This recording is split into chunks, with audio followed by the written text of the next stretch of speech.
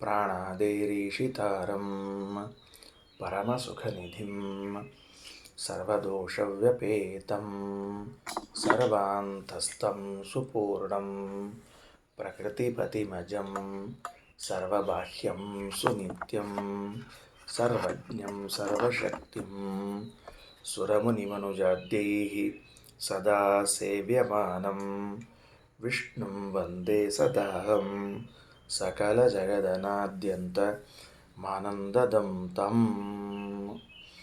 ಶ್ರೀ ಗುರುಭ್ಯೋ ನಮಃ. ಸ್ವತಂತ್ರ ಸನ್ ನಿಯಂತಾಸೌ ಅಂತರ್ಯಾಮಿ ತತಸ್ಮೃತಃ. ಸ್ವತಂತ್ರನಾಗಿ ಇದ್ದು ಯಾರು ನಿಯಮನವನ್ನು ಮಾಡ್ತಾನೋ ಅವನನ್ನು ಅಂತರ್ಯಾಮಿ ಎಂಬುದಾಗಿ ಕರೆಯಬೇಕು ಅಂತ. ಹೀಗ್ಯಾಕೆ ಹೇಳಿದ್ದು? ಸ್ವತಂತ್ರನಾಗಿದ್ದು ಅಂತನ್ನುವ ಶಬ್ದ ಯಾಕೆ ಬೇಕು? ನಿನ್ನೆ ಪಾಠ ಆಗಿದೆ, ಕೊನೆಯಲ್ಲಿ ಆಗಿದ್ದನ್ನು ಮತ್ತೊಂದು ಸರ್ತಿ ನಿರೂಪಣೆ ಮಾಡಲಿಕ್ಕತ್ತೀನಿ.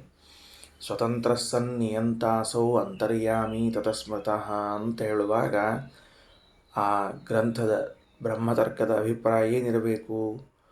ಬರೇ ಅಂತರ್ಯಾಮಿ ಅಂತರ್ಯಾಮಿ ಅಂತಂದು ಕೂಡಲೇ ನಿಯಮನವನ್ನು ಮಾಡ್ತಾನ, ಹಾಗಾಗಿ ಅಂತರ್ಯಾಮಿ ಎಂದು ಕರೆಸಿಕೊಳ್ತಾನ ಅಂತ ತಿಳಿಬಾರದು.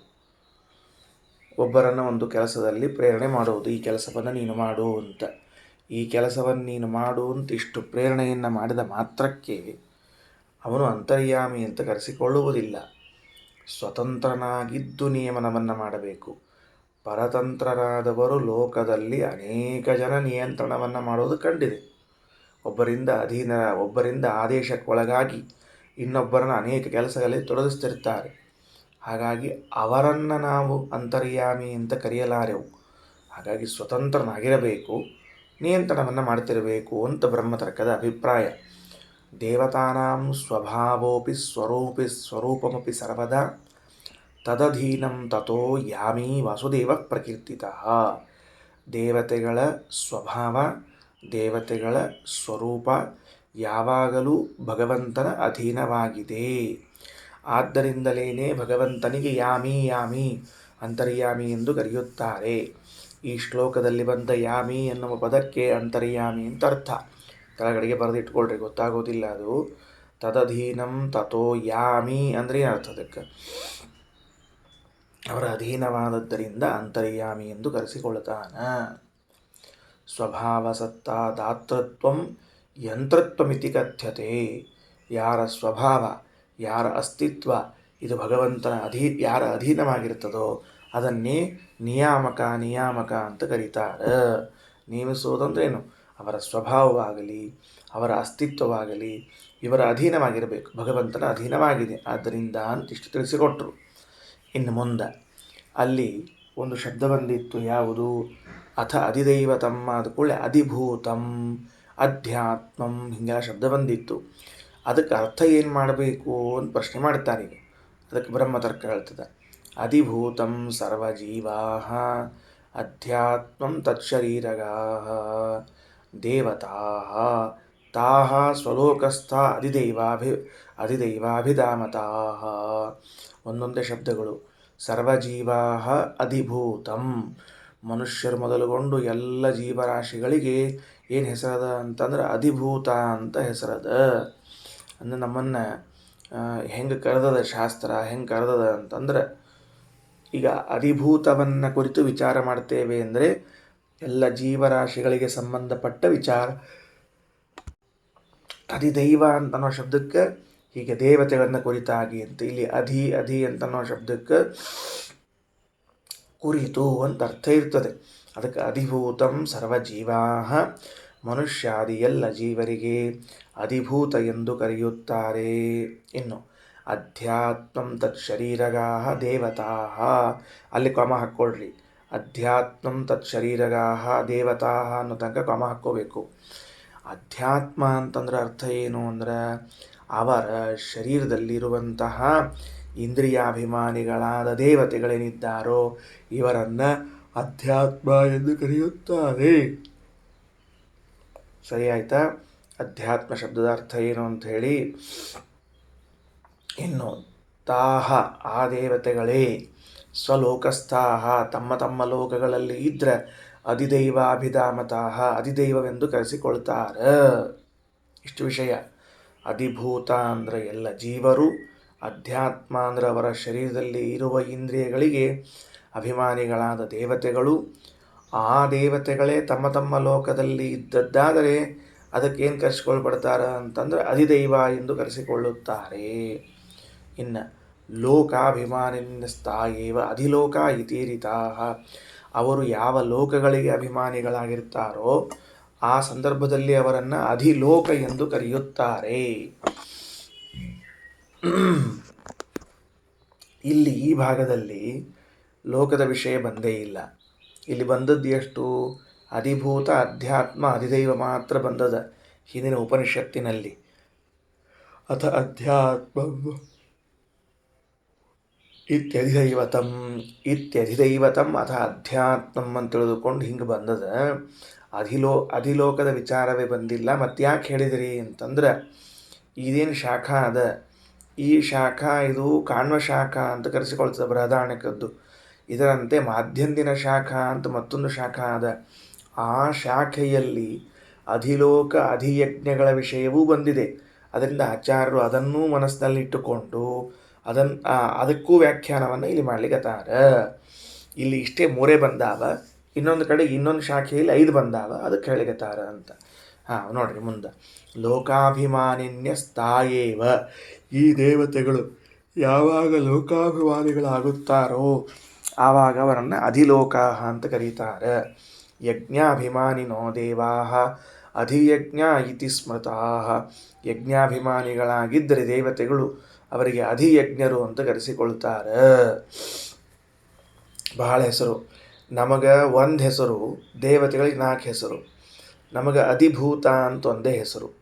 ಸರ್ವಜೀವರಿಗೆ ಅಧಿಭೂತ ಅಂತ ಕರೀಬೇಕು ಅಂತ ಮುಗಿದ ಮೇಲೆ ಅಧ್ಯಾತ್ಮ, ಅಧಿದೈವ, ಅಧಿಲೋಕ, ಅಧಿಯಜ್ಞ ಈ 4 ಹೆಸರುಗಳು ಕೂಡ ದೇವತೆಗಳಿಗೆ ಕರೆಯುವಂತಹದ್ದು.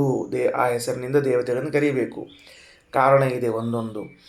ನಮ್ಮ ಶರೀರದಲ್ಲಿರುವ ಇಂದ್ರಿಯಗಳಲ್ಲಿ ಇದ್ದು ನಿಯಮನವನ್ನು ಮಾಡ್ತಾರಾದ್ದರಿಂದ ಅಧ್ಯಾತ್ಮ, ಅವರೇ ತಮ್ಮ ತಮ್ಮ ಲೋಕದಲ್ಲಿ ಸ್ವರ್ಗ ಮೊದಲಾದ ಲೋಕಗಳಲ್ಲಿದ್ದಾರೆ ಅಧಿದೈವ, ಅವರೇ ಒಂದೊಂದು ಲೋಕಗಳಿಗೆ ಅಭಿಮಾನಿಗಳಾಗಿದ್ದಾರೆ ಅಧಿಲೋಕ, ಒಂದೊಂದು ಯಜ್ಞಗಳಿಗೂ ಅಭಿಮಾನಿಗಳಾದ್ದರಿಂದ ಅಧಿಯಜ್ಞ ಎಂದು ಕರೆಸಿಕೊಳ್ತಾರೆ.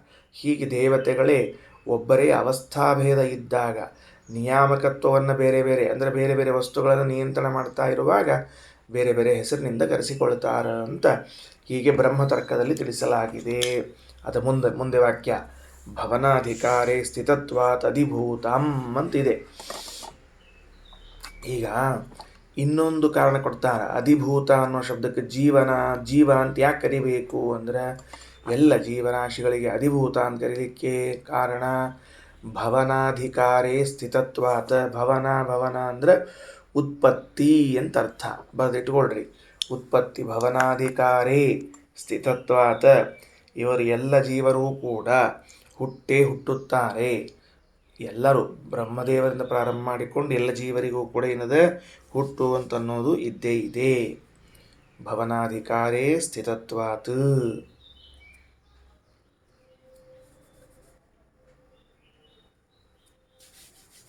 ಸರಿ ಆಯ್ತಾ? ಅಧಿಭೂತ ಅಂತ ಕರೀತಾರೆ. ಭವನ ಅಂದರೆ ಉತ್ಪತ್ತಿ, ಅಧಿಕಾರ ಅಂದರೆ ಅದರಲ್ಲಿರುವಿಕೆ. ಭವನಾಧಿಕಾರಿ ಅಂದರೆ ಹುಟ್ಟುವ ಅಧಿಕಾರ ಅಂತನ್ನೋದು ಈ ಬ್ರಹ್ಮದೇವರಿಂದ ಮೊದಲುಗೊಂಡು ಎಲ್ಲ ಜೀವರಾಶಿಗಳಿಗೂ ಅದ. ಆದ್ದರಿಂದ ಅವ್ರನ್ನೇನು ಕರೆದಾರ? ಅಧಿಭೂತ ಅಂತ ಕರೆದಿದ್ದಾರೆ. ಇನ್ನು ಮುಗೀತು. ಈಗ ಆ ದೇವತೆಗಳು ಅಂತೇನು ಬರ್ಕೊಂಡಿದ್ರಲ್ಲ ಅಂದ್ರೆ ಪೃಥ್ವಿ, ಅಂತರಿಕ್ಷ ಇವೆಲ್ಲ ಬರ್ಕೊಂಡಿದ್ರಲ್ಲ, ಅಲ್ಲಿ ಯಾರ್ಯಾರನ್ನು ತಗೊಳ್ಬೇಕು ಅಂತ ಈಗ ವ್ಯಾಖ್ಯಾನ ಮಾಡ್ತಾರೆ. ಪೃಥ್ವಿ ಅನ್ನೋ ಶಬ್ದಕ್ಕೆ ಎದುರಿಗೆ ಬರ್ಕೊಳ್ರಿ ಗರುಡ ಅಂತ ಅರ್ಥವನ್ನು ಬರ್ಕೊಳ್ರಿ. 2 ದಿವಸ ಹಿಂದಾಗಿದೆ ಪಾಠ, ಇವತ್ತಲ್ಲ 2 ದಿವಸ ಹಿಂದಾಗಿದೆ. ಅದನ್ನು ನೋಡ್ಕೊಂಡು ಬರ್ಕೊಂಡಿಟ್ಕೊಳ್ರಿ. ಎಲ್ಲಿ ಪ್ರಾರಂಭ ಮಾಡ್ತಾರೆ ಅವರು ಏನಂತ? ಯಃ ಪೃಥಿವ್ಯಾಂ ತಿಷ್ಠನ್ ಪೃಥಿವ್ಯಾಹ ಅಂತರಃ ಯಂ ಪೃಥಿವೀನ ವೇದ. ಆ ವಾಕ್ಯ ಇದೆ, ಮೊದಲನೇ ವಾಕ್ಯ. ಅಲ್ಲಿ ಪೃಥಿವಿ ಅನ್ನೋ ಶಬ್ದಕ್ಕೆ ಗರುಡ ನಾ ಬರೆಸಿದ್ದೆ ಏನಂತ ಅರ್ಥ ಬರ್ಕೋಬೇಕು, ಅಂತರ್ಯಾಮಿ ಸೂತ್ರ ಅಂತ ಹೇಳಿ. ಅದರ ಕೆಳಗಿತ್ತು ಮೊದಲನೇ ವಾಕ್ಯ ಬರ್ಕೊಂಡು ಇಟ್ಕೊಡ್ರಿ. ಇಲ್ಲಿ ಏನು ಮೊದಲನೇ ವಾಕ್ಯ ಬರ್ಕೊಳ್ಳೋದು? ಪೃಥ್ವಿ ಅನ್ನೋ ಶಬ್ದಕ್ಕೆ ಗರುಡ ಅಂತ ಅರ್ಥ. ಅದೇನ್ರಿ? ಪೃಥ್ವಿ ಅನ್ನೋ ಶಬ್ದಕ್ಕೆ ಗರುಡ ಅನ್ನೋ ಅರ್ಥ ಯಾವ ಕೋಶದಲ್ಲದ ಬೇಕಲ್ಲ, ಸುಮ್ಮನೆ ನೀವು ಅರ್ಥ ಹೇಳ್ಬಿಟ್ರೆ. ಯಾವ ಕೋಶದಲ್ಲಿ ಪೃಥ್ವಿ ಎಂಬುವ ಶಬ್ದಕ್ಕೆ ಗರುಡ ಅಂತ ಅರ್ಥ ಅದ? ರೂಢಿಯಲ್ಲಂತರೂ ಪೃಥ್ವಿ ಶಬ್ದಕ್ಕೆ ಭೂಮಿ ಅಂತ ಅರ್ಥ ಕೇಳಿದ್ದೀವಿ, ಬಳಸ್ತೀವಿ ನಾವೆಲ್ಲ ಹಂಗೆ. ಇದೆಲ್ಲಿಂದ ತಂದರೆ ಏನು ಕೇಳಿದರೆ ಇದು ರೂಢ ಶಬ್ದ ಅಲ್ಲ, ಯೌಗಿಕ ಶಬ್ದ ಅಂತ ತಿಳಿಸ್ತಾರೆ ಶ್ರೀಮದಾಚಾರ್ಯರು. ಯಾಕೆ? ಯೌಗಿಕ ಆಗಬೇಕಾಗಿದ್ದರೆ ಶಬ್ದದ ಅವಯವಗಳನ್ನು ಬಿಚ್ಚಬೇಕು, ಒಡಿಬೇಕು. ಶಬ್ದವನ್ನು ಒಡೆದಾಗ ಮಾತ್ರ ಸಿಗುವ ಅರ್ಥ ಇದೆಯಲ್ಲ, ಅದನ್ನು ಯೌಗಿಕ ಅಂತ ಕರೀತಾರೆ. ಹೆಂಗೆ ಯೌಗಿಕ ತೋರಿಸ್ಯಾರ? ತೆಳಗೆ ತಗೊಳ್ರಿ, ವಾಕ್ಯ ತಗೊಳ್ರಿ. ಪ್ರಥಮ್ ನಾರಾಯಣಂ ವಾತಿ ಸಮಾದಾಯ ಇವ ಪಕ್ಷಿರಾಟ್ ಅಥಸ್ಸ ಪೃಥಿವೀ ಇತ್ಯುಕ್ತಃ. ನೋಡ್ರಿ ಆಚಾರ್ಯ ಏನಂತ, ಇದು ಆಚಾರ ವಾಕ್ಯ ಅಲ್ಲ, ಸ್ವಂತದ್ದು ಮಹಾಮೀಮಾಂಸಾ ಅಂತದ. ಮಹಾಮೀಮಾಂಸಾ ಅಂಥೇಳಿ ಆ ಮಹಾಮೀಮಾಂಸಾದೊಳಗೆ ಏನು ಕೊಟ್ಟಾರ ಅಂದ್ರೆ, ಪೃಥು ಪ್ಲಸ್ ವಿ ಈಸ್ ಈಕ್ವಲ್ ಟು ಪೃಥಿವಿ ಈಸ್ ಈಕ್ವಲ್ ಟು ಗರುಡ ಅಂತ. ಹೆಂಗೆ? ಪೃಥು ಅಂತಂದ್ರೆ ನಾರಾಯಣ ಅಂತ ಅರ್ಥ. ಅಲ್ಲಿ ಬಿಡಿಸ್ಕೊಂಡು ಬರ್ಕೊಳ್ರಿ, ಬೇರೆ ಕಡೆ ಬರ್ಕೊಳ್ರಿ, ಅಲ್ಲೇ ತಳಗ ಬರ್ಕೋಬೇಡ್ರಿ. ಬರಲು ಪೃಥ್ವಿ ಅಂತ ಬರ್ಕೊಂಡಲ್ಲಿ ಗರುಡ ಅಂತ ಇಷ್ಟೇ ಬರ್ಕೊಂಡಿರ್ರಿ. ಜಗ ಇದ್ರೆ ಅಲ್ಲೇ ಬಾಜುಕ್ಕೆ ಬರ್ಕೊಳ್ರಿ, ಇಲ್ಲ ಇನ್ನೊಂದು ಕಡೆ ಬರ್ಕೊಳ್ರಿ. ಪೃಥು ಅಂತ ಅನ್ನೋ ಶಬ್ದಕ್ಕೆ ನಾರಾಯಣ ಅಂತ ಅರ್ಥ.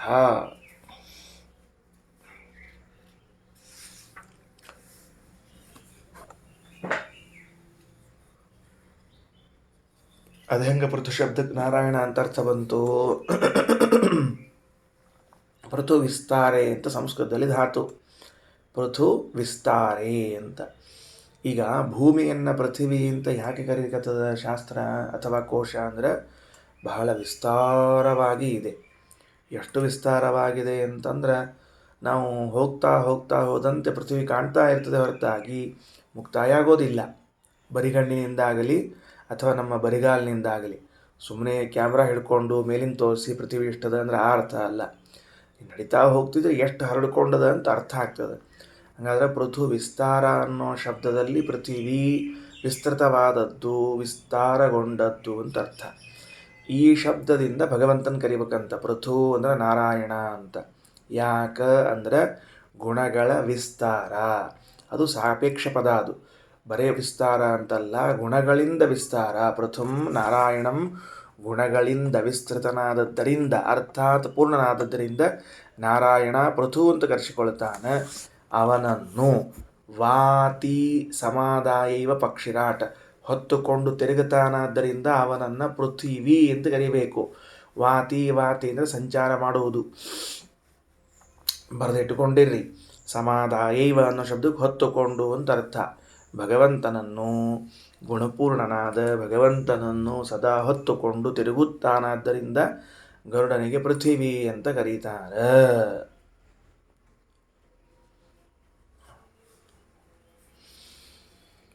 ಇದು ಮಹಾಮೀಮಾಂಸಾ ಎಂಬ ಗ್ರಂಥದಲ್ಲಿ ಬಂದ ವಿಚಾರ. ಅಥಸ್ಸ ಪೃಥ್ವಿ ಇತ್ಯುಕ್ತ, ಆದ್ದರಿಂದ ಗರುಡದೇವರಿಗೆ ಪೃಥ್ವಿ ಅಂತ ಕರೀತಾರ ಅಂತ ಯೌಗಿಕವಾದ ಶಬ್ದ ಇದೆ.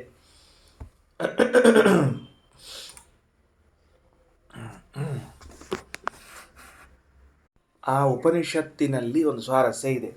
ಏನದ ಅಂತಂದ್ರೆ, ಇಲ್ಲಿ ಭೂತಗಳನ್ನು ಎಲ್ಲವನ್ನ ಹೇಳ್ತಾ ಬರ್ತದೆ. ಏನಂತ ಹೇಳ್ತದೆ? ಪೃಥ್ವಿ, ಅಪ, ಅಗ್ನಿ, ಆಕಾಶ, ತೇಜಸ್ಸು, ಮಣ್ಣು, ನೀರು, ಗಾಳಿ, ಬೆಂಕಿ, ಆಕಾಶ, ಈ ಪಂಚಭೂತಗಳನ್ನು ಉಪನಿಷತ್ತು ಹೇಳ್ಯದ. ಅಂದಮೇಲೆ ಏನಾಯಿತು ಅಂದರೆ, ಸರಳವಾಗಿ ನಾವು ಅರ್ಥ ಮಾಡಿಕೊಳ್ಳುವುದಾದರೆ ಹೀಗೆ ಮಾಡಿಕೊಳ್ಳಬೇಕು ಅಂತ ಮೊದಲು ನನ್ನ ಒಂದು ಆಕ್ಷೇಪ. ಏನಂತ? ಪೃಥ್ವಿ, ಅಪ, ತೇಜ, ವಾಯು, ಆಕಾಶ ಅಂತನ್ನೋ ಕಾಲಕ್ಕೆ ಮಣ್ಣು, ನೀರು, ಗಾಳಿ, ಬೆಂಕಿ, ಆಕಾಶ ಇವು 5 ಭೂತಗಳು ಪ್ರಸಿದ್ಧವಾಗಿವೆ. ಭಗವಂತನು ಇವುಗಳಲ್ಲಿ ಇದ್ದಾನ, ಇವುಗಳಿಂದ ಭಿನ್ನನಾಗಿದ್ದಾನ. ಇವುಗಳು ಭಗವಂತನ ಶರೀರವಾಗಿವೆ, ಶರೀರದಂತೆ ಇವೆ. ಇವುಗಳಿಗೆ ಅಭಿಮಾನಿಗಳಾದ ದೇವತೆಗಳು ಈ ಭಗವಂತನನ್ನು ತಿಳಿದಿಲ್ಲ ಅಂತ ಸರಳವಾಗಿ ವ್ಯಾಖ್ಯಾನ ಮಾಡಲಿಕ್ಕೆ ಬರ್ತಿರುವಾಗ, ಪೃಥಿವೀ ಎಂಬ ಶಬ್ದದಿಂದ ಗರುಡ ಅಂತನ್ನೋ ಅರ್ಥವನ್ನು ಯಾಕೆ ಮಾಡಬೇಕಾಯಿತು ಶ್ರೀಮದಾಚಾರ್ಯರಿಗೆ? ಅಥವಾ ಈ ಮಹಾಮೀಮಾಂಸಾದಲ್ಲಿ ಪೃಥಿವಿ, ಧರಾದೇವಿ, ಅಭಿಮನ್ಯಮಾನವಾದ ವಸ್ತು ಯಾವ ಶಬ್ದದಿಂದ ಕರೆಸಿಕೊಳ್ಳುತ್ತದೋ ಅಭಿಮಾನಿಯನ್ನು ಆ ಹೆಸರಿನಿಂದ ಕರೀಲಿಕ್ಕೆ ಸಂಪ್ರದಾಯ ಅದ ಶಾಸ್ತ್ರದಲ್ಲಿ. ಬೇಕಾದಂಗೆ ಹೇಳ್ಬೋದು, ಏನು ಹೇಳಿಕ್ಕೆ ಬರೋದಿಲ್ಲ ಅಂತನಿಲ್ಲ. ಧರಾದೇವಿಯನ್ನು ಪೃಥಿವಿ ಅನ್ನೋ ಶಬ್ದದಿಂದ ಕರೀಲಿಕ್ಕೆ ಬರ್ತದೋ ಬರೋದಿಲ್ವೋ? ಬಂದೇ ಬರ್ತದೆ. ಯಾಕೆ? ಅಭಿಮಾನಿನಿ ಆದದ್ದರಿಂದ ಅವಶ್ಯವಾಗಿ ಕರೀಲಿಕ್ಕೆ ಬರ್ತದೆ. ಅಂದಮೇಲೆ ಸರಳವಾಗಿ ಧರಾದೇವಿಯನ್ನೇ ಪೃಥಿವಿ ಎಂಬ ಶಬ್ದದಿಂದ ತೆಗೆದುಕೊಳ್ಳಿಕ್ಕೆ ಬರ್ತಿರುವಾಗ ಅವಳನ್ನು ಹೊರಗಿಟ್ಟು ಪೃಥಿವಿ ಎಂಬ ಶಬ್ದಕ್ಕೆ ಗರುಡ ಅನ್ನೋ ಅರ್ಥವನ್ನು ಯಾಕೆ ಹೇಳಬೇಕಾಯಿತು? ಏನಂತಹದ್ದದ? ಹಾಗಾದರೆ ಏನೋ ಒಂದಿರಬೇಕು. ಅದನ್ನು ಇಲ್ಲಿ ಆವಿಷ್ಕಾರ ಮಾಡಲಿಲ್ಲ, ಅದನ್ನಿಲ್ಲಿ ಡಿಸ್ಕವರ್ ಮಾಡಲಿಲ್ಲ ಆಚಾರ್ಯರು. ಬುದ್ಧಿ ಇದ್ದರೆ ನೀವು ತೀಕ್ಷ್ಣವಾಗಿದ್ದರೆ ವಿಚಾರ ಮಾಡಿಕೊಳ್ಳ್ರಿ ಅಂತ ಬಿಟ್ಬಿಟ್ರು ಆ ಮಹಾಮೀಮಾಂಸದವರು ಕೂಡ. ಏನಾಗ್ತದೆ ಅಂತಂದರೆ, ಪೃಥಿವಿಯಲ್ಲಿ ಭಗವಂತನಿದ್ದಾನೆ, ಪೃಥಿವಿ ಭಗವಂತನನ್ನು ತಿಳಿದಿಲ್ಲ, ಪೃಥಿವಿಗೆ ಪ್ರೇರಕನಾಗಿದ್ದಾನೆ ಅಂತನ್ನುವುದು ಅಷ್ಟೊಂದು ಅನುಭವಕ್ಕೆ ಬರದೇ ಇದ್ದರೂ ನಮಗೆ, ಯಾಕಂದರೆ ನಮಗೆ ಪೃಥ್ವಿ ಬಗ್ಗೆ ಅಷ್ಟು ಕಲ್ಪನೆ ಇರೋದಿಲ್ಲ. ಸುಮ್ಮನೆ ಅದರ ಮೇಲೆ ಇರ್ತೀವಿ, ವಾಸ ಮಾಡ್ತಿರ್ತೀವಿ, ಮನೆ ಕಟ್ತಿರ್ತೀವಿ, ಬೇಕಾದ ಮಾಡ್ತಿರ್ತೀವಿ. ಪುರಾಣಾದಿಗಳನ್ನು ನೋಡಿದಾಗ, ಪುರಾಣವಾಗಲಿ ವೇದವಾಗಲಿ ಮಹಾಭಾರತವಾಗಿ ನೋಡಿದಾಗ ಈ ಉಳಿದ ದೇವತೆಗಳ ವಿಷಯದಲ್ಲಿ ಕಥಾಭಾಗ ಬಂದು ಅವುಗಳಿಗೆ ನಿಯಮನವನ್ನು ಮಾಡುವನು ಭಗವಂತ ಅಂತನ್ನುವುದು ಸ್ಪಷ್ಟ ಗೊತ್ತಾಗ್ತದೆ ಅನ್ನೋದಕ್ಕೆ ಮೊದಲು ಪೃಥ್ವಿ ಶಬ್ದದಿಂದ ಯಾರನ್ನು ತಂದಿಟ್ಬಿಟ್ರು ಅಂದರೆ ಗರುಡನ್ ತಂದಿಟ್ರು. ಏನಾಯ್ತು ಅಂತ ಒಂದು ಕಥಾಭಾಗ ಹೇಳಿರ್ತೀನಿ. ಗರುಡನಿಗೆ ಒಂದು ಬಾರಿ ಹೀಗೊಂದು ಅಹಂಕಾರ ಬಂತಂತೆ. ಅವರಿಗೆ ಅಹಂಕಾರ ಬಂದರೆ ತಪ್ಪಲ್ಲ, ಅದೇ ಉಳಿದವರಿಗೆ ಅಹಂಕಾರ ಬಂದರೆ ತಪ್ಪಾಗ್ತದೆ. ಏನಾಚಾರ, ಉಳಿದವ್ರಿಗೆ ಅಹಂಕಾರ ಬಂದರೆ ತಪ್ಪು ಅಂತ ಹೇಳಿ ಅಗದಿ ಗರುಡದೇವ್ರ ಮೇಲೇನೋ ಭಾರಿ ಪ್ರೇಮ ಇದ್ದವ್ರ ಗತಿ ತೋರಿಸ್ಲಿಕ್ಕತ್ತಿರಲಿಲ್ಲ ಅಂದರೆ ಅವ್ರು ಅಂಥ ಕೆಲಸ ಮಾಡ್ಯಾರ ಅಂತ ತಿಳ್ಕೊಂಡು ಹೇಳಿಕತ್ತೀವಿ. ಏನು ಕೆಲಸ ಮಾಡ್ಯಾರ ಅವರು ಅಂದರೆ ಭಗವಂತನನ್ನು ಸದಾ ಹೊತ್ತುಕೊಂಡು ತಿರುಗ್ತಿದ್ರಂತ. ಯಾವಾಗಲೂ ಹೊತ್ಕೊಂಡು ತಿರುಗ್ತಿದ್ರಂತ. ಭಗವಂತನನ್ನು ಸದಾ ಹೊತ್ಕೊಂಡು ಏನಾಗ್ಬಿಡ್ತೀವಿ ಅಂದರೆ ಒಂದು ಕ್ಷಣಕ್ಕೆ ಎಲ್ಲೋ ಅವ್ರಿಗೆ ಬುದ್ಧಿವಂತ ದೇವರನ್ನು ನಾ ಹೊತ್ಕೊಂಡಿದ್ದೀನಿ ಅಂದರೆ ನಾ ಎಷ್ಟು ದೊಡ್ಡ ಮನುಷ್ಯ ಇದ್ದೀನಿ ಅಂತಲಾಗಿ ಬಂತಂತವ. ಸಹಜ ನೋಡ್ರಿ. ಯಾಕೆ? ಇಡೀ ಜಗತ್ತಿನ ಭಾರ ಹೊತ್ತವನನ್ನು ನಾ ಹೊತ್ತಿದ್ದೀನಿ ಅಂದರೆ ಏನದು ಯೋಗ್ಯತಾ ಎಂಥದ್ದೆಲ್ಲ ಅದು. ನನ್ನ ಸಮಾನ ಇನ್ಯಾರಿದ್ದಾರೆ ಅಂತ ಒಂದೊಮ್ಮೆ ಬಂತು ಪುರಾಣದಲ್ಲಿ ಕಥೆಯನ್ನು ಹೇಳ್ತಾರೆ. ಬಂದದ, ಏನದು ಬರದೇ ಇದ್ದದಲ್ಲ. ಇದನ್ನು ಇದರಲ್ಲೇ ಭಾಗವತದಲ್ಲೇ ಇರಬೇಕು. ವಾದರಾಜ ಸ್ವಾಮಿಗಳವರು ಸರಸ ಭಾರತಿ ವಿಲಾಸದಲ್ಲಿ ಹೇಳಿದ್ದಾರೆ. ಭಾಗವತದಲ್ಲಿ ಎಕ್ಸಾಕ್ಟ್ ಬಂದ ನೆನಪಿಲ್ಲ, ಒಟ್ಟಾರೆ ಅವರಿಗಂತೂ ಹಾಗೆ ಬಂತು. ಬಂದ ಕೂಡಲೇ ಪರಮಾತ್ಮ ಅಂದ, ನೀನೇ ನನ್ನ ಹೊತ್ತುಕೊಂಡು ಹೋಗೋದು, ನಿನ್ನ ಒಳಗಿದ್ದು ನಿನ್ನೂ ಹೊತ್ತುಕೊಂಡು ನನ್ನೂ ಹೊತ್ತುಕೊಂಡು ಹೊಂಟವ ನಾನೇ ಇದ್ದೀನಿ, ಅದಕ್ಕೆ ಸ್ವಲ್ಪ ನಿನಗೆ ವ್ಯವಸ್ಥೆ ಮಾಡ್ತೀನಿ ತಡಿ ಅಂತ ಗರುಡನಿಂದ ಕೆಳಗಿಳಿದ ಭಗವಂತ. ಇಳಿದು, ಗರುಡ ಪಾಪಪ್ಪ ಎಷ್ಟು ಶ್ರಮ ಆಗ್ಯದ ನಿನಗೆ, ದಿವಸ ನಾನು ಹೊತ್ಕೊಂಡು ಅಡ್ಡಾಡ್ಬೇಕು, ಕ್ಷಣಕ್ಕೆ ಹೊತ್ಕೊಂಡು ಅಡ್ಡಾಡ್ಬೇಕು, ಸ್ವಲ್ಪ ವಿಶ್ರಾಂತಿ ತಗೋಪ ಗರುಡ ಅಂತ ದೇವರು ಹಿಂಗೆ ಬೆನ್ನಿನ ಮೇಲೆ ಕೈ ಆಡಿಸ್ದಂಗೆ ಮಾಡಿ ಒಂದು ಬೆರಳಿಟ್ಟನಂತ. ಅಷ್ಟ ಭಾಳೇನಿಲ್ಲ, ಬೆರಳಿಟ್ಟರೆ ಗರುಡ ರಪ್ಪ ಅಂತ ಹೊತ್ಕೊಂಡು ತಾಳ ಬಿದ್ದಂತ. ಏನು ದೇವರನ್ನ ಹೊತ್ತುಕೊಂಡು ಹೋದ ಗರುಡ ಹಿಂಗೆ ದೇವರ ಕೈ ಆಡಿಸಿ ಒಂದು ಬೆರಳಿಟ್ಟರೆ ರಮ್ ಅಂತ ಹೊತ್ಕೊಂಡು ಬಿದ್ದಂತ. ಗಾಬರಿ ಆಯ್ತು ಗರುಡನಿಗೆ. ಇಷ್ಟೊತ್ತು ಯಾವ ದೇವರನ್ನ ಹೊತ್ಕೊಂಡು ಅಡ್ಡಾಡೀನಿ, ಅವನೊಂದು ಕೈ ಒಂದು ಬೆರಳು ಹೊತ್ಕೊಳಿಕ್ಕಾಗವಲ್ತಲ್ಲ ನನಗೆ ಅಂತ ತಿಳ್ಕೊಂಡು ಹೇಳಿ ಆಗ ಎಚ್ಚರ ಬಂತಂತ. ನಾನಲ್ಲ ಅವನನ್ನು ಹೊತ್ತವನು, ಉಲ್ಟಾ ಅವನೇ ನನ್ನನ್ನು ಹೊತ್ತವನು ಅಂತ ಗೊತ್ತಾಯ್ತಂತೆ. ಅದಕ್ಕೆ ಆ ಮಾತನ್ನು ತಿಳಿಸ್ಲಿಕ್ಕೇನೋ ಎನ್ನುವಂತೆ ಯಃ ಪೃಥಿವ್ಯಾಂ ತಿಷ್ಟನ್,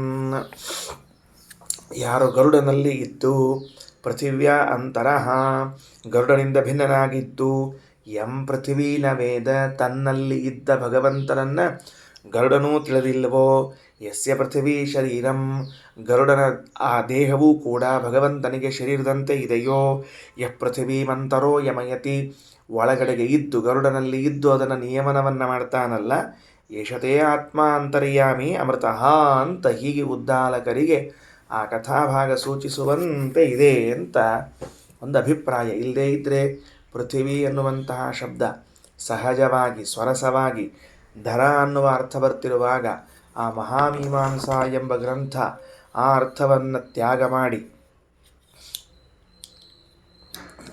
ಇನ್ನೊಂದು ಅರ್ಥವನ್ನು ಉಪಾದಾನ ಮಾಡಲಿಕ್ಕೆ ಹೊರಟದ್ದೇನರ್ಥದ, ಈ ಅಭಿಪ್ರಾಯ ತಿಳ್ಕೊಳ್ಬೇಕು.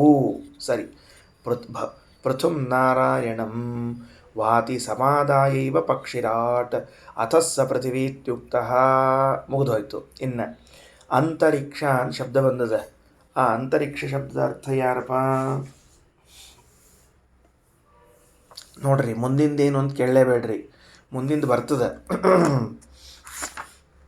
ಸ್ವಲ್ಪ ಹಿಂದೆ ಮುಂದಾಗ್ಯಾವ, ಅದಕ್ಕೆ ಹಿಂದೆ ಮುಂದಾದಾಗ ಇರುವಲ್ತ್ಯಾಗ ಅಂತರಿಕ್ಷ ಅಂತ ಬರ್ಕೊಂಡು ಇಟ್ಕೊಳ್ರಿ. ಅಂತರಿಕ್ಷಂ ಹರಸ್ಮೃತಃ. ಅಂತರಿಕ್ಷ ಅನ್ನೋ ಶಬ್ದಕ್ಕೆ ರುದ್ರದೇವರು ಅಂತ ಅರ್ಥ ಅಂತ. ಅದೇನ್ರಿ ರುದ್ರದೇವರಿಗೆ ಹೊಸ ಹೆಸರು ಅಂತರಿಕ್ಷ ಅಂತ. ಈ ಮೂಲಕವಾಗಿ ಉಪನಿಷತ್ತು ಆಯಾ ದೇವತೆಗಳಿಗೆ ಇರುವ ಒಂದು ರಹಸ್ಯ ನಾಮಗಳನ್ನು ಹೊರಹಾಕ್ತದೆ, ಅಪರೂಪದ ಹೆಸರುಗಳನ್ನು ಹೊರಹಾಕ್ತದೆ. ಆದ್ದರಿಂದ ಅದನ್ನು ತೆಗೆದು ತಿಳ್ಕೊಂಡಿಟ್ಕೊಂಡಿರ್ಬೇಕು. ಅಂತರಿಕ್ಷ ಅಂತರಿಕ್ಷ ಅಂತಂದರೆ ರುದ್ರದೇವರು ಅಂತರ್ಥ. ಅದ್ಯಾಕೆ ಅಂತರಿಕ್ಷ ಅಂದರೆ ರುದ್ರದೇವರಾಗ್ತಾರೆ? ನಮಗೆ ಗೊತ್ತದ ಅಂತರಿಕ್ಷ ಅಂದರೆ ಆಕಾಶದ ಯಾವ ಭಾಗದಲ್ಲಿ ನಕ್ಷತ್ರಗಳು, ಸೂರ್ಯಚಂದ್ರರು, ಉಳಿದ ಗ್ರಹಗಳು ವಾಸ ಮಾಡುತ್ತವೆಯೋ ಆ ಆಕಾಶ ಭಾಗವನ್ನು ಅಂತರಿಕ್ಷ ಅಂತ ಕರೀಬೇಕು ಅಂತ. ಇಲ್ಲಿ ರುದ್ರದೇವರಿಗೆ ಯಾಕೆ ಕರೆದರು ಅಂದರೆ ಕೆಳಗಿನ ವಾಕ್ಯ ತಗೊಳ್ರಿ. ಸ್ವಾಂತರ್ಗತಂ ಯತಸ್ಸರ್ವಂ ಇಚ್ಛೆಯ ಕ್ಷಪಯೇದಸೌ ಅಂತರಿಕ್ಷಂ ಹರಸ್ಮೃತಃ. ಬಹಳ ಚಂದದ, ಬಹಳ ಚಂದದ. ಇಷ್ಟು ಸುಂದರವಾದ ಅರ್ಥವನ್ನು ಶ್ರೀಮದಾಚಾರ್ಯರು ಆ ಮಹಾಮೀಮಾಂಸಲ್ಲಿ ಕೊಟ್ಟದ್ದೇ ಒಂದು ಸ್ವಾರಸ್ಯ. ರುದ್ರದೇವರನ್ನು ಸಂಹಾರ ಮೂರ್ತಿಗಳು ಅಂತ ಕರೆದಾರ. ಏನು ಕರೆದಾರ? ರುದ್ರದೇವರನ್ನು ಸಂಹಾರ ಮೂರ್ತಿಗಳು. ಅವರು ತಮ್ಮ ಅಧೀನವಾದ ವಸ್ತುಗಳು ಏನೇನಿವೆಯೋ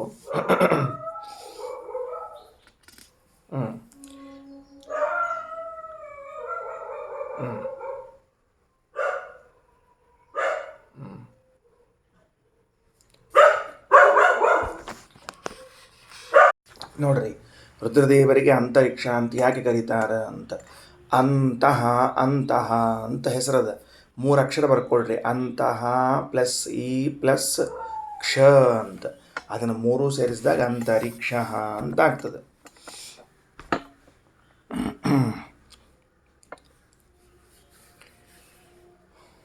ಅಂತಹ ಅನ್ನುವ ಶಬ್ದಕ್ಕೆ ಸ್ವಾಂತರ್ಗತಂ ಆಚಾರ್ಯರು ಆ ವಾಕ್ಯದಲ್ಲಿ ಸ್ವಾಂತರ್ಗತಂ ಅಂದ್ರೆ ತನ್ನ ಅಧೀನಕ್ಕೆ ಒಳಪಟ್ಟ ಅಂತ ಅರ್ಥ. ಏನು ಬರ್ಕೋಬೇಕು? ಅಂತಹ ಅನ್ನೋ ಶಬ್ದಕ್ಕೆ ಸ್ವಾಂತರ್ಗತಂ ತನ್ನ ಅಧೀನಕ್ಕೆ ಒಳಪಟ್ಟದ್ದು. ಯಾವ ಯಾವ ಭಾಗ ಇದೆಯೋ, ಯಾವ ಯಾವ ಜೀವರಿದ್ದಾರೋ ಅವರೆಲ್ಲರನ್ನೂ ಕೂಡ ಈ ಇಚ್ಛೆಯಿಂದ ಬರ್ಕೊಳ್ರಿ. ಆ ಶಬ್ದಕ್ಕೆ ಗೊತ್ತಾಗಿಲ್ಲ. ಅಂತಹ ಅಂದ್ರೆ ತನ್ನ ಅಧೀನವಾದ ಈ ಇಚ್ಛೆಯಿಂದ ನಾಶ ಮಾಡುತ್ತಾರೆ. ಆದ್ದರಿಂದ ಅವರಿಗೆ ಅಂತರಿಕ್ಷ ಅಂತ ಕರೀತಾರೆ. ಸರಿ ಆಯ್ತಾ? ಸಂಹಾರ ಮೂರ್ತಿಗಳಾದ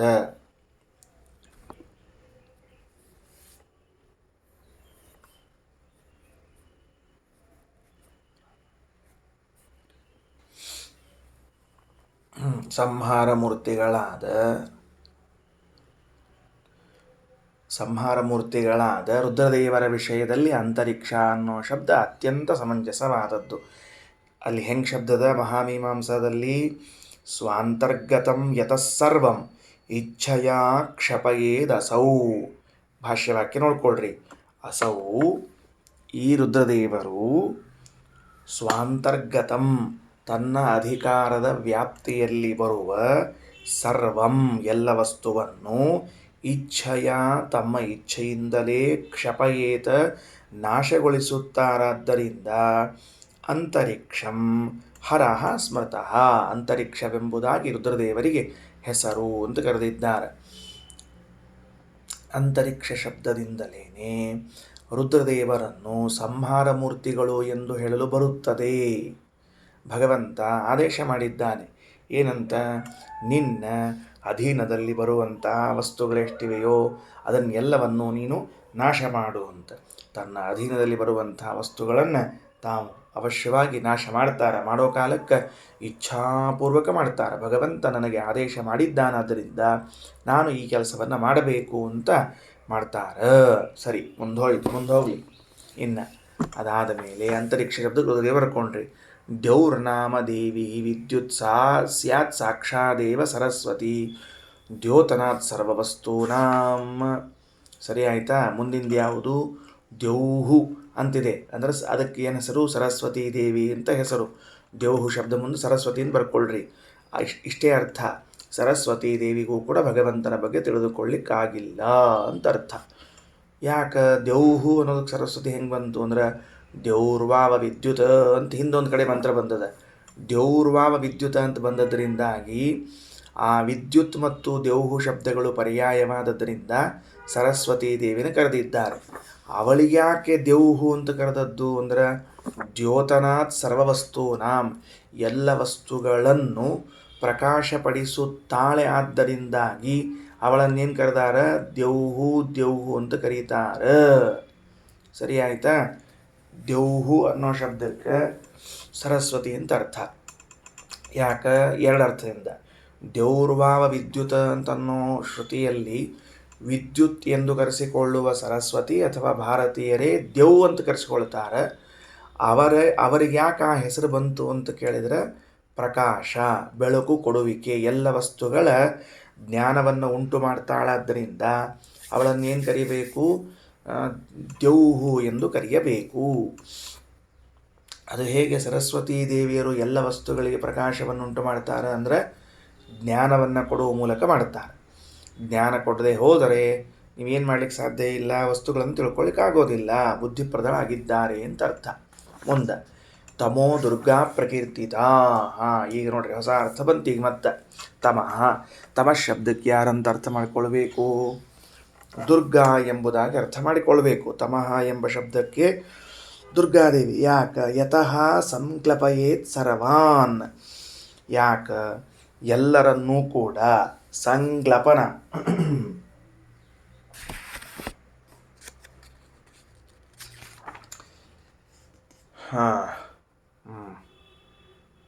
ಸರಿ. ತಮುಗ್ಲಪನೆ ಇತಿ ಧಾತೋ ಸಂಗ್ಲಪಯೇತ್. ಇದನ್ನು ತಮ್ಗ್ಲಪನ ಅಂತ ಮಾಡ್ಯಾರ. ಯಾಕಂದ್ರೆ ಪ್ರಳಯ ಕಾಲದಲ್ಲಿ ಎಲ್ಲರಿಗೂ ದುಃಖವನ್ನು ಉಂಟು ಮಾಡ್ತಾಳಾದ್ದರಿಂದ ದುರ್ಗಾದೇವಿಗೆ ತಮಃ ಅಂತ ಹೆಸರು ಅಂತ ಹೇಳ್ತಾರೆ. ಬದಿಟ್ಕೊಡ್ರಿ, ತಮಃ ಅನ್ನೋ ಶಬ್ದಕ್ಕೆ ದುರ್ಗಾ ಅಂತ ಹೆಸರು. ಯಾಕ ಅಂತನ್ನೋ ಪ್ರಶ್ನೆ ಕೇಳಿದಾಗ ಅದಕ್ಕೆ ಉತ್ತರ ಕೊಡ್ತಾರೆ, ಪ್ರಳಯ ಕಾಲದಲ್ಲಿ ಎಲ್ಲರಿಗೂ ದುಃಖಪ್ರದಳಾದದ್ದರಿಂದ ಅವಳನ್ನು ತಮಃ ಎಂದು ಕರೆಯಬೇಕು.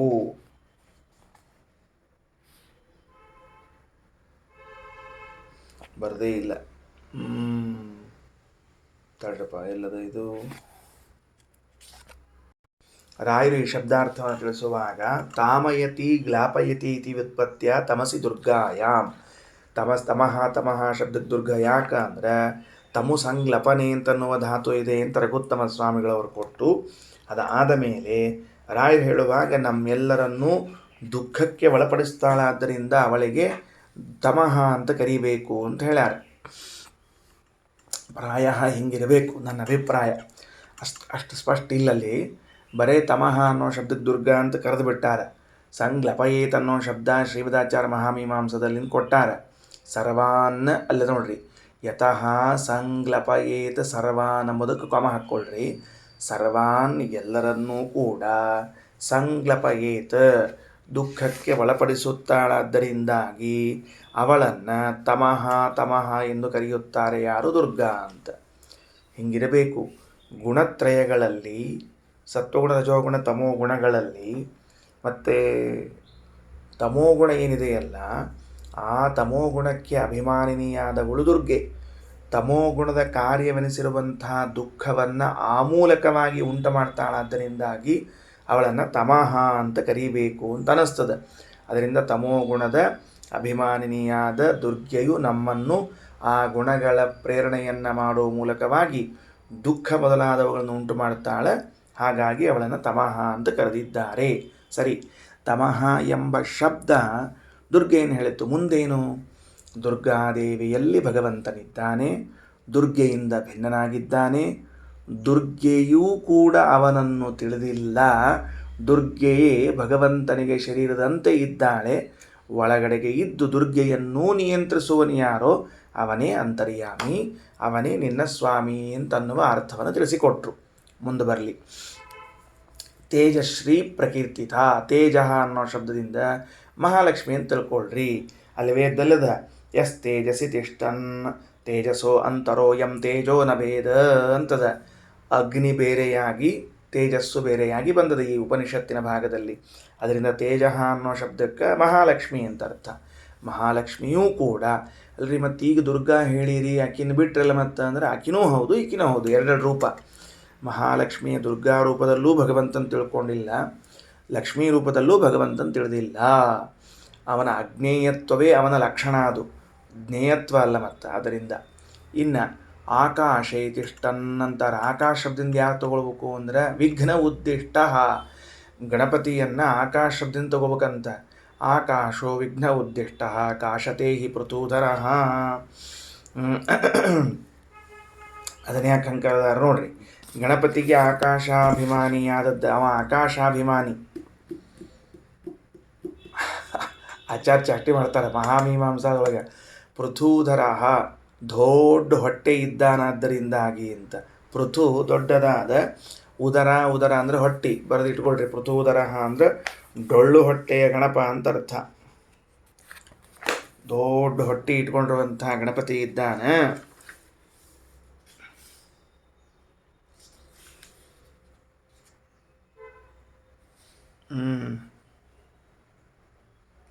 ಇನ್ನು ಬರೋದಿಲ್ಲ, ಯಾರು ಹೆಚ್ಚು ಬರೋದಿಲ್ಲ, ಇಷ್ಟೇ ತಗೊಳ್ರಿ. ಇಲ್ಲಿ ಆಕಾಶೇ ವಿಘ್ನ ಉದ್ದಿಷ್ಟ ಕಾಶತೇಹಿ ಪೃಥೂಧರ ಅಂತ. ಹೌದು, ಆಕಾಶ ಅಂತನ್ನುವಲ್ಲಿ ಗಣಪತಿ ಅನ್ನೋ ಅರ್ಥ ಹೆಂಗೆ ತರ್ತೀರಿ ನೀವು? ಶಬ್ದ ಏನು ಹೇಳಿಬಿಟ್ರಿ, ಆಕಾಶಕ್ಕೆ ಅಭಿಮಾನಿಯಾದದ್ದರಿಂದ ಹಿಂಗೂ ಹೇಳ್ಬೋದು. ಆಕಾಶಾಭಿಮಾನಿಯಾದದ್ದರಿಂದ ಅವನನ್ನು ಮತ್ತು ಗಣಪತಿಗೆ ಆಕಾಶ ಅಂತ ಕರಿತೀರಿ ಅಂತ. ಹಾಗನ್ನಲಿಲ್ಲ ಶ್ರೀಮದಾಚಾರ್ಯರು. ಇಲ್ಲಿ ಹೇಳೋ ಕಾಲಕ್ಕೆ ಏನು ಹೇಳ್ಯಾರ? ಆಕಾಶ ವಿಘ್ನ ಉದ್ದಿಷ್ಟ. ವಿಘ್ನ ಅಂದರೆ ಗಣಪತಿ ಅಂತ ಅರ್ಥ. ಅಲ್ಲಿ ವಿಘ್ನ ಶಬ್ದಕ್ಕೆ ನಮಗಾಗೋ ವಿಘ್ನಗಳು ಅಂತ ಅರ್ಥ ಮಾಡ್ಕೋಬೇಡ್ರಿ, ಗಣಪತಿ ಅಂತ ಅರ್ಥ ಬರ್ಕೊಳ್ರಿ. ವಿಘ್ನ ಟು ತೆಳಗೆ, ವಿಘ್ನ ತೆಳಗೆ ಅಂಡರ್ಲೈನ್ ಮಾಡಿಕೊಂಡು ವಿಘ್ನೇಶ ಅಂತ ಬರ್ಕೊಳ್ರಿ. ಆಕಾಶ ಶಬ್ದದಿಂದ ವಿಘ್ನೇಶವನ್ನು ಕರೆಯಬೇಕು. ಯಾಕೆ? ಪೃಥು ಉದರ ಸನ್ ಕಾಶತೆ. ಆ ಪ್ಲಸ್ ಕಾಶ. ಕಾಶ ಅಂದ್ರೆ ಶೋಭಿಸುವುದು. ಹೆಂಗೆ ಕಾಣಿಸ್ತಾನ, ಶೋಭಿಸ್ತಾನ ಅಂದರೆ ಡೊಳ್ಳು ಹೊಟ್ಟೆಯ ಗಣಪನಾಗಿ, ದೊಡ್ಡ ಹೊಟ್ಟೆಯ ಗಣಪನಾಗಿ ಕಾಣಿಸ್ತಾನಾದ್ದರಿಂದ ಅವನನ್ನು ಆಕಾಶವೆಂಬುದಾಗಿ ತಿಳಿಯಬೇಕು. ಆ ಚಂದಾಗಿ ಕಾಶತೆ ಶೋಭಿಸ್ತಾನೆ. ಹೆಂಗೆ ಚಂದ ಕಾಣಿಸ್ತಾನ್ರಿ ಅಂದರೆ ಅವನ ದೇಹದೊಳಗೆ ಹೊಟ್ಟಿನೇ ಚಂದ ಕಾಣಿಸ್ತದೆ. ಆದ್ದರಿಂದ ಆಕಾಶ ಅಂತ ಕರ್ಸ್ಕೋತಾರೆ ನೋಡ್ರಿ. ಗಣಪತಿಗೆ ಹೊಟ್ಟಿದ್ರೆ ಚಂದ, ನಮ್ಮಂಥವ್ರಿಗೆ ಹೊಟ್ಟಿದ್ರೆ ಅಸಹ್ಯ. ಅವ್ನು ಗಣಪತಿನ ಹೊಟ್ಟಿ ತೋರಿಸಿ ನೋಡು, ಲಂಬೋದರ ಲಂಬಕರ್ಣ, ಅವಂಗೆ ಮೂಗು ಉದ್ದ, ಕಿವಿ ಉದ್ದ, ಹೊಟ್ಟೆ ಉದ್ದ, ಎಲ್ಲ ಉದ್ದುದ್ದು ಚಲೋ ಚಂದವ. ನಮ್ಮೂ ಹಂಗಿರಂಗಿಲ್ರಿ, ಎಲ್ಲ ಗಿಡ್ಡ ಪಡ್ಡ, ಹೊಟ್ಟೆ ಮಾತ್ರ ಉದ್ದ ಅಂದ್ರೆ ಸ್ವಲ್ಪ ಕುಂಬಳಕಾಯಿ ಕಂಡಂಗೆ ಕಾಣ್ತಿರ್ತಾರೆ ಕೆಲವರೆಲ್ಲ. ಅದಕ್ಕೆ ಹಂಗಾಗಬಾರ್ದು. ಗಣಪತಿಗೆ ಹೊಟ್ಟೆ ಶೋಭಾಯಮಾನವಾದ ಲಕ್ಷಣವಾದ್ದು ಲಂಬೋದರ ಅಂತ ಕರೆಸಿಕೊಂಡಿದ್ದಾನೆ. ಇನ್ನು ಅಲ್ಲಿ ಆಪಹ ಅಂತ ಬರ್ಕೊಂಡಿದ್ರು ನೋಡ್ರಿ, ವರುಣ ಅಂತ ಬರ್ಕೊಳ್ಳಿ. ಆಕಾಶ ಶಬ್ದ ಆದಮೇಲೆ ವರ್ಣಕ್ಕೆ ಬರಲಿ. ಶಬ್ದ ಹಿಂದೆ ಮುಂದವ ಅಷ್ಟ, ಮತ್ತೇನಿಲ್ಲ. ಆಪೋ ವರುಣ ಉದ್ದಿಷ್ಟ ಯದೇತತ್ ಪಾಲಯತ್ಯಸೌ. ಇದು ಭಾಳ ವಿಚಿತ್ರದ. ಇದಕ್ಕೊಂದು ಮಜಾ ತೋರಿಸ್ತೀನಿ ನಿಮಗೆ. ಆಪಹ ಅನ್ನುವ ಶಬ್ದಕ್ಕೆ ವರುಣದೇವರು ಅಂತ ಅರ್ಥ. ಯಾಕಂದ್ರೆ ಜಲಕ್ಕೆ ಅಭಿಮಾನಿಗಳಾಗ್ಯಾರ ಅನ್ನೋದಕ್ಕಾಗಿ, ಕೇವಲ ಜಲಾಭಿಮಾನಿಗಳಾದದ್ದಕ್ಕಾಗಿ ಆಪ ಅಲ್ಲ, ಮತ್ತೂ ಒಂದು ಕಾರಣ ಇದೆ ಅಂತ. ಹೆಂಗೆ? ಆ ಪಾಲನಾತ್ ಆಪಹ. ಹೆಂಗೆ ಬಿಡಿಸ್ಕೋಬೇಕು ಅದನ್ನು? ಆ ಪಾಲನಾತ್ ಆಪಹ ಅಂತ ಬರ್ಕೋಬೇಕು. ಬರೆದುಕೊಳ್ಳ್ರಿ. ಪಾಲನೆಯನ್ನು ಮಾಡ್ತಾರ, ಪ್ರಜೆಗಳ ಪಾಲಕತ್ವ.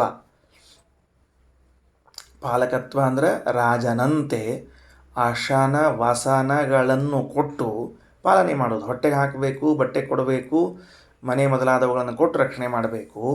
ಹಾಗೆ ವರುಣದೇವರು ಮಾಡ್ತಾರೆ. ಆದ್ದರಿಂದ ಅವರಿಗೆ ಆಪಹ ಅಂತ ಹಿಂಗೆ ಹೇಳಿದ್ರಲ್ಲ. ಬರೇ ಮತ್ತೆ ಏನಂತ? ಜಲಾಭಿಮಾನಿಗಳಾದದ್ದರಿಂದ ವರುಣ ಅಂದುಬಿಟ್ರೆ, ವರುಣದೇವರಿಗೆ ಆಪಹ ಅಂತ ಕರೆದ್ರೆ ನೀರು ಕೊಡ್ತಾರೆ, ನೀರಿಗೆ ಅಭಿಮಾನಿಗಳು ಅಂತ ಇಷ್ಟ ಅರ್ಥ. ಈಗ ಸ್ವಲ್ಪ ಹೆಚ್ಚಿನ ಅರ್ಥ ಬಂತು ಈಗ ನೋಡ್ರಿ.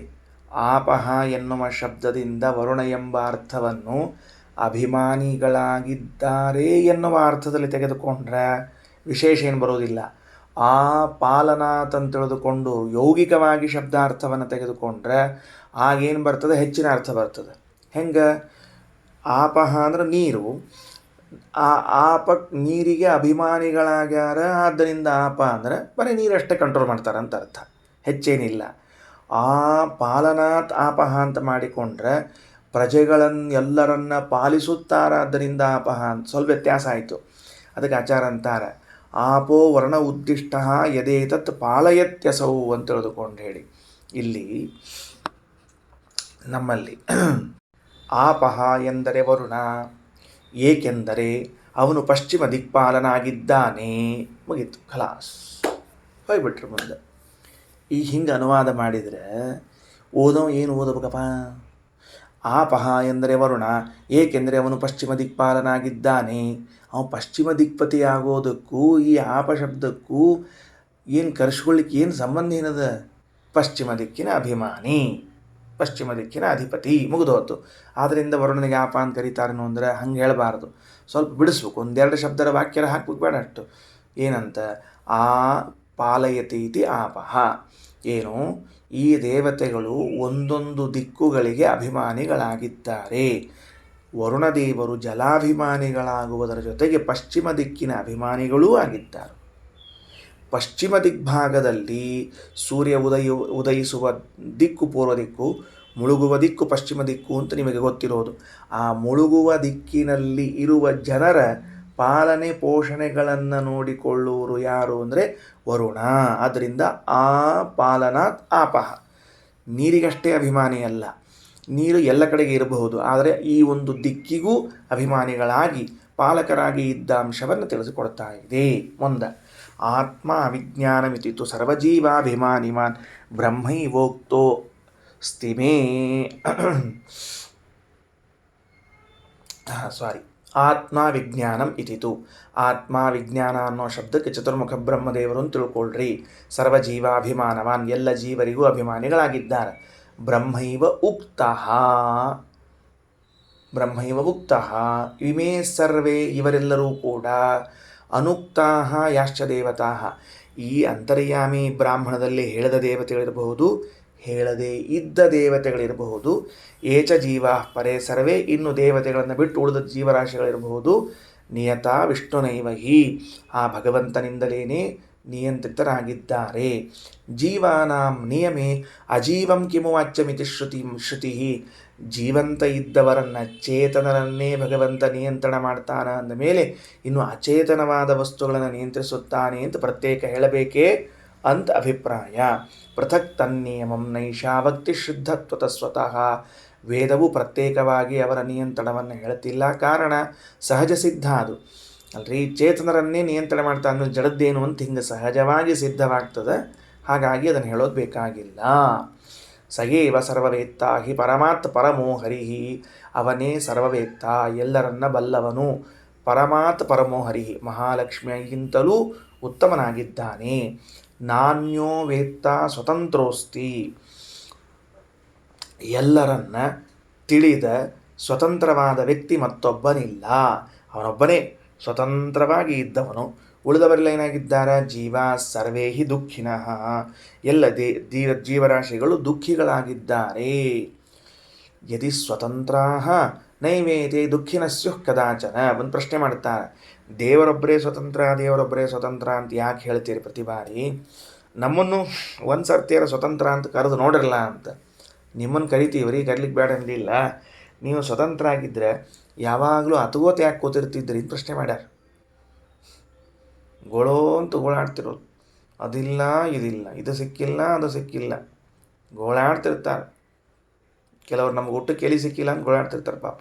ಅದಕ್ಕೆ ಯಾಕೆ ಅಳ್ತೀರೋ, ಅಸ್ವತಂತ್ರರಾಗಿದ್ದೀರಿ ಅಂತ ತಿಳಿಸ್ತಿರ್ತಾರೆ. ಅದಕ್ಕೆ ಹೇಳಿದರು, ಯದಿ ಸ್ವತಂತ್ರ ನೈವೇತಿ ದುಃಖಿನಸ್ಯು ಕದಾಚನ. ಇವರು ಸ್ವತಂತ್ರರಾಗಿದ್ದರೆ ಎಂದರೂ ಕೂಡ ದುಃಖಿಗಳಾಗ್ತಿರಲಿಲ್ಲ. ಅತಃ ಆರ್ತಿಮತ ಮಾರ್ತಿದಾತ ಮುಕ್ತಿಪ್ರದಶ್ಚ ಸಹ. ಅದರಿಂದ ದುಃಖವುಳ್ಳವರಿಗೆ ದುಃಖವನ್ನು ಕೊಡುವನೂ ಅವನೇ, ಆ ದುಃಖದಿಂದ ಬಿಡುಗಡೆಯನ್ನು ಹೊಂದಿಸುವನು ಅವನೇ. ಆರ್ತಿ ಅಂದರೆ ದುಃಖ, ಗೊತ್ತದೆ ನಿಮಗದನ್ನು, ಶಬ್ದ ಬಂದದ. ಭಗವಾನ್ ಪರಮೋ ವಿಷ್ಣು ಸ್ವತಂತ್ರ ಸರ್ವದಾ ಏಕರಾಟ್. ಭಗವಂತ ಪರಮ ಉತ್ತಮನಾಗಿದ್ದಾನೆ, ಸ್ವತಂತ್ರನಾಗಿದ್ದಾನೆ ಯಾವಾಗಲೂ, ಮತ್ತು ಏಕರಾಟ್ ಅವನೇ ಸರ್ವಸ್ವಾಮಿ, ಮತ್ತೊಬ್ಬರಿಲ್ಲ. ಏಕರಾಟ್ ಅನ್ನೋ ಶಬ್ದದಿಂದ ಕರೀತಾ ಇದ್ದಾರೆ. ಇತ್ಯಾದಿ ಮಹಾಮೀಮಾಂಸಾಯಾಮ್, ಇವೇ ಮೊದಲಾದ ವಿಷಯಗಳು ಮಹಾಮೀಮಾಂಸೆಯಲ್ಲಿ ಬಂದಿದೆ ಅಂತ. ಸರಿ, ಇವತ್ತು ನಾವು ಭಾಷ್ಯದಲ್ಲಿ ಓದಿದ ಭಾಗ ಏನು ಅಂತ ಕೇಳಿದರೆ ಶಬ್ದಾರ್ಥಗಳ ವಿವೇಚನೆಯನ್ನು ಮಾಡಿಕೊಟ್ಟಿದ್ದಾರೆ. ಬ್ರಹ್ಮತರ್ಕ ಹಾಗೂ ಮಹಾಮೀಮಾಂಸಾ ಎಂಬ 2 ಗ್ರಂಥಗಳನ್ನು ಶ್ರೀಮದಾಚಾರ್ಯರು ಈ ಅಂತರ್ಯಾಮಿ ಬ್ರಾಹ್ಮಣದ ವ್ಯಾಖ್ಯಾನಕ್ಕಾಗಿ ಉಪಯೋಗಿಸಿ ಅಧಿಭೂತ, ಅಧ್ಯಾತ್ಮ, ಅಧಿದೈವ, ಅಧಿಲೋಕ, ಅಧಿಯಜ್ಞ ಎಂಬ 5 ಶಬ್ದಗಳ ಅಪರೂಪದ ಅರ್ಥವನ್ನು, ಅಧಿಭೂತ ಎಂದರೆ ಜೀವರು, ಅಧ್ಯಾತ್ಮ, ಅಧಿದೈವ, ಅಧಿಲೋಕ, ಅಧಿಯಜ್ಞ ಎಂದರೆ ದೇವತೆಗಳು ಎಂಬ ಅರ್ಥವನ್ನು, ಹಾಗೂ ಉತ್ಪತ್ತಿ ಹುಟ್ಟು ಉಳ್ಳವರಾದ್ದರಿಂದ, ದೇಹ ಸಂಯೋಗ ರೂಪವಾದ ಉತ್ಪತ್ತಿ ಉಳ್ಳವರಾದದ್ದರಿಂದ ನಮ್ಮನ್ನು ಅಧಿಭೂತ ಎಂದು ಕರೆಯಬೇಕು ಅನ್ನುವುದನ್ನು ಹೇಳಿಬಿಟ್ಟು, ಗರುಡದೇವರಿಗಿದ್ದ ಒಂದು ಅಪರೂಪದ ಹೆಸರು ಪೃಥ್ವಿ ಎನ್ನುವುದು, ರುದ್ರದೇವರಿಗೆ ಇರುವಂತಹ ಒಂದು ಹೊಸದಾದ ಹೆಸರು ಅಂತರಿಕ್ಷ ಎನ್ನುವುದು, ಆಮೇಲೆ ಲಕ್ಷ್ಮೀ ದುರ್ಗಾದೇವಿಗೆ ತಮಃ ಅಂತನ್ನೋ ಹೆಸರಿದೆ. ಯಾಕೆ ಎಂದರೆ ತಮೋಗುಣಕ್ಕೆ ಅಭಿಮಾನಿಯಾದದ್ದರಿಂದ ಅಂತಷ್ಟೇ ಅಲ್ಲ, ಪ್ರಳಯ ಕಾಲದಲ್ಲಿ ಎಲ್ಲರನ್ನ ಸಂಹಾರ ಮಾಡುವ ಮೂಲಕವಾಗಿ ಅವಳನ್ನು ತಮಃ ಅಂತ ಕರೀತಾರೆ. ಲಕ್ಷ್ಮೀದೇವಿ ಸತ್ವಗುಣಕ್ಕೆ ಅಭಿಮಾನಿಯಾಗಿದ್ದ ರೂಪ ಪ್ರಕಾಶ, ಎಲ್ಲರಿಗೂ ತೇಜಸ್ಸನ್ನು ಉಂಟು ಮಾಡ್ತಾಳಾದ್ದರಿಂದ ಗಣಪತಿ ಡೊಳ್ಳು ಹೊಟ್ಟೆಯವನಾದ್ದರಿಂದ ಅವನಿಗೆ ಆಕಾಶ ಎಂದು ಕರೆಯುತ್ತಾರೆ. ಪಶ್ಚಿಮ ದಿಗ್ಭಾಗಕ್ಕೆ ಲೋಕಕ್ಕೆ ಅಧಿಪತಿಗಳಾಗಿ ಪಶ್ಚಿಮ ದಿಕ್ಕಿನಲ್ಲಿರುವ ಲೋಕಗಳನ್ನು ಪಾಲಿಸ್ತಾರಾದ್ದರಿಂದ ವರುಣದೇವರಿಗೆ ಆಪ ಅಂತ ಕರೆದುಬಿಟ್ಟು ಸರ್ವಜೀವರ ಸ್ವರೂಪಕ್ಕೆ ಅಭಿಮಾನಿಗಳಾದ್ದರಿಂದ ಬ್ರಹ್ಮದೇವರನ್ನು ಆತ್ಮ ಎಂದು ಕರೆದಿದ್ದಾರೆ ಅಂತ ಹೇಳ್ತಾ ಇಲ್ಲಿ ಕೈಮುತ್ಯ ನ್ಯಾಯವನ್ನು ಉಪಯೋಗಿಸಿಕೊಳ್ಳುತ್ತದೆ ಮಹಾಮೀಮಾಂಸ. ಇಷ್ಟೆಲ್ಲ ದೇವತೆಗಳ ಬಗ್ಗೆ ಹೇಳಿದ್ದೇವೆ, ಇಷ್ಟು ಮಾತ್ರ ಅಂತ ಭಾವಿಸಬೇಡ್ರಿ. ಅನುಕ್ತರಾದ ದೇವತೆಗಳು ಭಗವಂತನಿಂದ ನಿಯಂತ್ರರಾಗ್ತಾರೆ. ಹೆಚ್ಚೇನು, ಎಲ್ಲ ಜೀವರು ನಿಯಂತ್ರಿತರಾಗ್ತಾರೆ. ಜೀವರೇ ನಿಯಂತ್ರಿತರಾದ ಮೇಲೆ ಜಡ ನಿಯಂತ್ರಿತ ಆಗ್ತದೆ ಅಂತೇನಬೇಕು. ಅವನೊಬ್ಬನು ಸ್ವತಂತ್ರ, ಉಳಿದವರು ಯಾರೂ ಸ್ವತಂತ್ರರಲ್ಲ, ನಾವೆಲ್ಲ ಅಸ್ವತಂತ್ರರು ಅಂತನ್ನುವುದಕ್ಕೆ ಪ್ರತ್ಯೇಕ ಪುಸ್ತಕ ಬರೆಯುವ ಅವಶ್ಯಕತೆ ಇಲ್ಲ. ಪ್ರತ್ಯಕ್ಷ ಸಿದ್ಧ ಆಗ್ಯದ. ಎಲ್ಲದಕ್ಕೂ ಸದಾ ಅತಗೋತಿರ್ತಾನಲ್ಲ ಇವ ಜೀವ ಅಳಬುರುಕ. ಅದರಿಂದಲೇ ಏನು ತಿಳಿದು ಬರ್ತದೆ ಅಂತಂದ್ರೆ ಇವ ಸ್ವತಂತ್ರ ಅಲ್ಲ, ಸ್ವತಂತ್ರನಾದವನು ಭಗವಂತ, ಅವನೇ ನಮ್ಮಲ್ಲಿದ್ದು ನಿಯಮನವನ್ನು ಮಾಡ್ತಾನೆ ಅಂತ ತಿಳಿದುಕೊಂಡು ಈ ಅಂತರ್ಯಾಮಿ ಬ್ರಾಹ್ಮಣದಲ್ಲಿ ಆ ಶ್ವೇತಕೇತುವಿನ ನಚಿಕೇತನ ತಂದೆಯಾದ ಉದ್ದಾಲಕನಿಗೆ ಗೌತಮನಿಗೆ ಯಾಜ್ಞವಲ್ಕ್ಯರು ಉಪದೇಶವನ್ನು ಮಾಡಿ ವಿರಮಿಸುತ್ತಾರೆ. ಇಲ್ಲಿಗೆ ಅಂತರ್ಯಾಮಿ ಬ್ರಾಹ್ಮಣ ಮುಕ್ತಾಯವಾಯಿತು. ಶ್ರೀಕೃಷ್ಣಾರ್ಪಣಮಸ್ತು.